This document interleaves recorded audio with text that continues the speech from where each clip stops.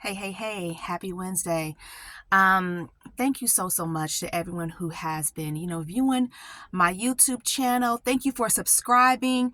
Thank you so much. And that's for anyone who identifies as an active witness, inactive, disfellowship, exJW, not a witness, mental health professional, just interested everyday people. Thank you all for your support. I really appreciate it. And I really value the conversations that are taking place in the comments. I'm learning from you as well, and definitely growing in this field, and understanding even more different perspectives and things of that nature. So this question that I got the other day this week, it was just such an amazing question. I just said, let me go ahead and just answer this, in a video, because it's something that keeps coming up. It's something that I've been asked before. It's something that I've been asked, on more of a professional level, for the sake of, hey, wanting to do possible research and things like that. So let me just go ahead. Similar questions I've been asked. So I want to go ahead and answer the question. Okay, so I was asked by a viewer the other day, does your kid still being within the organization make you fear that one day they might shun you at the moment you're physically out? So I'm going to read that again because I stumbled. Does your kid still being within the organization make you fear that one day they might shun you the moment you're physically out? So for those of you who may not understand what's being referred to, I've said before, I am a PIMO. I'm a PIMO. Physically in and mentally out. I've even started using the hashtag Black PIMO because that's a difference. So I'm physically in, mentally out, but there is a such thing, you can be physically in and physically out. You could be mentally in and physically out. It's just all kinds of different things in this realm of religious trauma. So that's the question. Physically out could mean I get disfellowshipped, or it could mean I decide that I'm through with this and now I'm an ex-witness. So let me also explain that.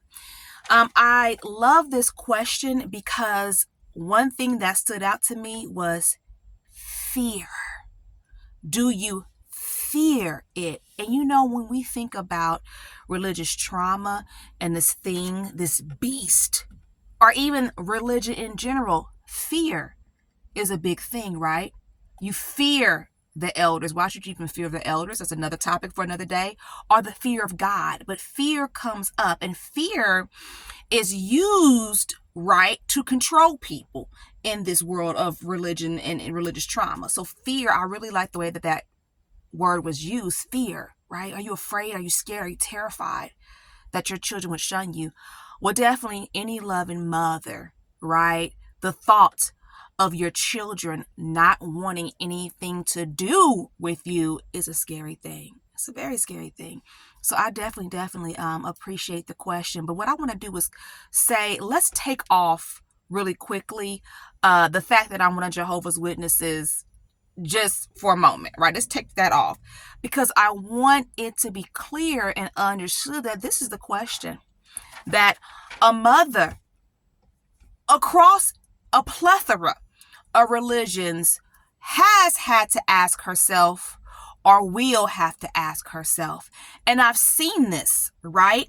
In the spaces that I belong to, I've seen the woman who's now an exJW saying how I lost my marriage, I lost my children. I've seen those things, okay? So I want to speak on that and make sure that we understand that this is something that not just a woman who's one of Jehovah's Witnesses, a mother, but anyone in any religion could face similar situations, right? They have children who are baptized and in the religion, and you are going through these things. Are you scared that your children will have nothing to do with you? To go into answering this question, and it's just not a simple yes, no, let me explain it. My favorite scripture, 3 John 4. It says, I have no greater joy than to hear that my children go on walking in the truth. That is my ultimate favorite scripture of all time. I feel like it is a blueprint for my life. It is the mission statement of my life. That is what I want more than anything else, is to hear that my children go on walking in the truth, meaning that my children have a relationship with the Creator. A strong one. Because that is how I know my babies are safe.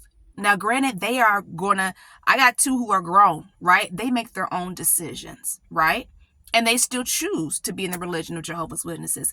My baby girl, she's definitely having her own struggles, okay? But still, I meet her where she's at, okay? That's very, very important in this world of religious trauma that we're talking about.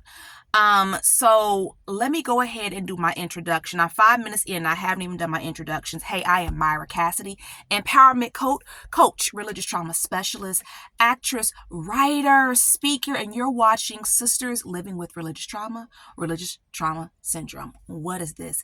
This is about me trying to raise an awareness to an emerging field, that of religious trauma, because I unfortunately do have it. Okay. I am not a therapist. I'm a coach, okay? This is coaching. This channel is for informational purposes. It's not for therapy. And I do not represent the Worldwide Association of Jehovah's Witnesses. Also, yes, I am an active witness. I know that's very, very confusing for a lot of people. What that looks like for me is I worship at home because I cannot attend the Kingdom Hall because it's triggering. And being in that space is triggering. Looking at the magazines is triggering. In the world of religious trauma, my particular pathway, though I teach and coach people, okay, on different pathways, my personal pathway is called hold on to your faith and drop the religion. What that looks like to me, once again, I'm a PIMO, physically in, mentally out. Subscribe to my YouTube channel. I don't want to forget to ask you for that. Subscribe. I must be doing something right because ads are playing on my content, but I'm not getting paid for them. Yep, you got to have so many subscribers, so please subscribe to my YouTube channel. I appreciate that. And I also appreciate your thumbs up as well. So if you like this video, please give me a thumbs up. And like I said, I do coach. I offer one-on-one coaching for active witnesses. In active witnesses, those who are disfellowship and exJWs as a niche, though I'm opening to coaching other people as well, both men and women. Getting back to this. So what I'm trying to say is at the end of the day, in here, who I am, in here, tear everything away, who I am at my core, I'm just someone trying to serve God. I believe in the Creator. I want to do the will of God. That's what I want to do. Okay? And being a witness, you know what? Though I'm a PIMO, it's all right with me. It's all right with me. I know. Okay. Jehovah's Witnesses don't vote. Don't celebrate birthdays. Can't get blood transfusion. All of this, you know what? The core teaching of Jehovah's Witnesses, yes, I do believe in. The trauma has come for the manipulation of men for the most part. The trauma has come from abusive people in the religion. And some of them are my own family members and my ex-JW husband. Okay? That's where a lot of the trauma has come from.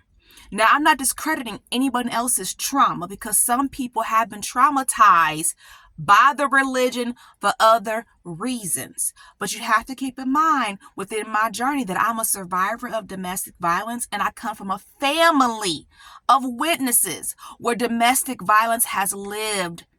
Okay? And as a matter of fact, in my family tree, domestic violence was present even before we even became witnesses. Like it goes back really, really bad and really, really far. It's really unfortunate. Now, my daddy never hit my mom. I'm not saying nothing like that. Please don't think that my elder daddy was hitting my mother, but he has mistreated her in other ways. That's for another time though. Okay?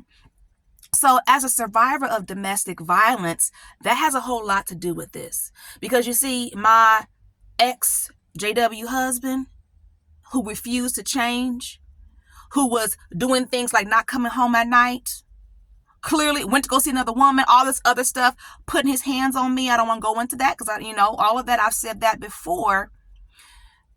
This is not the way that my life was supposed to be, right? He was not supposed to be abusing me, okay? I can go on into that, but the way my life was supposed to look, right, was my marriage was supposed to stay together, and I would have been pioneering at this point more than likely with my children, right? My life was supposed to be me going out on Saturday mornings, knocking on doors, and me teaching, my little one, my youngest baby girl, how the ministry works, right? I'm someone who at the age of 9 had my own Bible studies. I knew ministry very, very well. So understand that there's grief involved in this for me. And I'm trying to even not allow myself to get emotional right now when I speak about it, because it is a lot of grief, right? I grieve the religion, but it's a bad relationship, just like being with my JW ex-husband who's abusive. You have to look at the religion as a person. Is this a good, healthy relationship? No, this religion has abused me. It has traumatized me. It did it. I didn't do this to myself, right? I tried to do what I was supposed to do to keep holding on, but it kept stepping on me and kept stepping on me. I even have a line in my play where I say, the line goes, my religion keeps spitting in my face, and the elders, it's like they got some kind of hold on me, and they are killing me slowly. Because that's what it's like. And in the world of religious trauma, it's described as death by 1,000 cuts. Now, when I say JW is all right with me, remember, I'm a PIMO. Physically in, mentally out. Mentally, I'm on a whole nother scale, right? Because I've learned different things, right? There's no way I could be physically in and mentally in. That would go against my core beliefs at this point with everything that I've been through and all the abuse and all the trauma. Okay, but that's my own personal pathway. My ex abused, and he did not change. The elders helped him abuse. They didn't listen to the voice of the victim. They didn't listen to me. Even when we were not together, they did so many terrible things that taught him how to abuse me on a higher degree, right? So post-separation abuse was hell. And they had a lot to do with that, allowing him still to have the accounts, and he gets to be an accountant at the attendant at the assembly halls. He's feeling like he ain't do nothing wrong. She left me. She trying to divorce me. She breaking the Bible. Okay. So the elders helped him become a better abuser, and so did my family. Remember in my journey, when he was court ordered to leave, where did he go? To save my mama and my daddy. Right? My mama, my daddy, my family, they've always supported him. So I've had to learn what family really, really is. Now, family nurtures, protects, and stands up for one another. Okay? I come from a family of Jehovah's Witnesses that are emotionally abusive, right? There's a problem in this family tree. Okay? That's clear, that's evident. Little advertisement for my play. When my play comes out this summer and you see that scene of me reenacting self-injury, look at how my family reacts to it afterwards. It is terrible. And then that's also a part of the healing, because I go, and why would I want to be around them? Don't get me wrong. You grieve your family, right? I'm no contact with my dad, and I'm limited contact with my mom. Both witnesses. My dad's an elder, but you cannot keep hurting me, and you refuse to see it. Right? They don't see it, right? So what else do you have? You have to survive, right? This is not okay. It is not okay that y'all have treated me this way. It is not okay that y'all can't wake up. So I have to protect myself, right? Hey, look, the family cursed. I'm just saying, like, it's something wrong. This family is jacked up, right? Dysfunctional. Witness dysfunction, okay? But long story short, when it comes to my children, like, I don't see myself being physically out is the point. I'm happy being a PIMO. Don't get me wrong, some shady stuff could happen, right? And I could get like wrongly disfellowshipped or something like that. Keep in mind, and that's something that my critics of this channel do not understand. Jehovah's Witnesses do not address mental health. They are just a spiritual organization. So where's the help? What I am doing is covering and talking about things that on that other side. So actually, no, I'm not talking bad about the religion and bad about the elders. I'm talking about the bad things they did to me. the bad, terrible things they did to traumatize me and my children. That is what I'm talking about, and that is what I'm discussing here, and it's not okay. And it's not okay with Jehovah either. But you know what? I truly believe that he's going to handle it. You know what I mean? That he's going to handle it, right? Like, Jehovah God don't need my help. This is messed up. This is foul. Like the stuff that has happened to me, and look at the comments that I'm getting in my comment fields. The stuff that has happened to me and a whole lot of people has been wrong for a very, very long time. So for those of you, trust me, I see it. I see it. I see the shadiness. I see the manipulation. I see the untruth. I see it.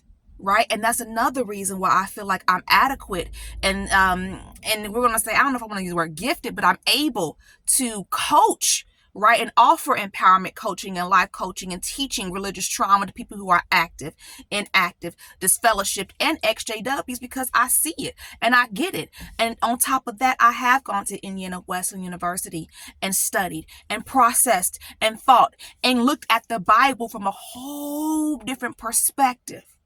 So you know what? At the end of the day, the core values of witness, it's all right with me. It really is. It's all right with me. And that's okay. And that's okay. Just because I choose that doesn't mean that another person has to. And never forget, some people's trauma is so bad. They don't have no choice but to leave. The religion didn't give them no other choice. So, I hope that answers your question. I'll stop there for today. Thank you so much for your question. It was an amazing question. Thank you so much for that. Thank you everyone who has been watching my content. Please keep in mind my one-on-one coaching. And for sisters who identify as active or inactive witnesses, don't forget about my Facebook group, my private Facebook group, Sisters Living with Religious Trauma Syndrome. Please read the comments below for my contact information and how to reach out to me for group coaching.